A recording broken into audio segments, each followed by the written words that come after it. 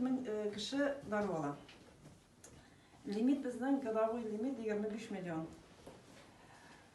Шушыларға біз уже заявканы алдан түзейбіз. Егер де бетінде ол команда человеческий фактор кішіге керек бола бүтен түрлі да болар, күнге изменяться. Бұл уақытта біз Минздравқа дополнительный заявка береміз. Как раз мында сіз берген сұрау, значит, неге санаторий бойынша, мен реабилитация бойынша айтасыз келесізді сұрауына.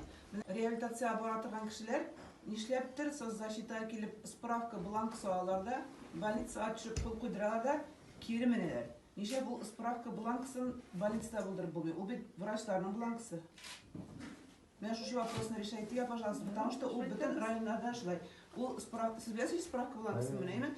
Санаторияға барасы кіші, соцзащита кіріп справка бланкысын пішетлеп алада, больницаға түшіп тұтырта. Анан яңадан сізге алып келеді. Яңадан бізге алып келеді. Ол ветеранларға да қымашау, бізге де қымашау. Мен керек болса сізге электронный жіберем. Чтоб бізге беріп жүрелер, бізге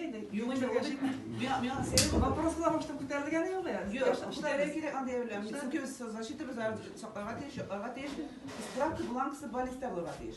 Ол аны врачтың қағазы. Елға неше санаторийға путевка бересіз ветерандар? Ветеранларға Ветеранларға биыл 20 мыңда сұрау бар.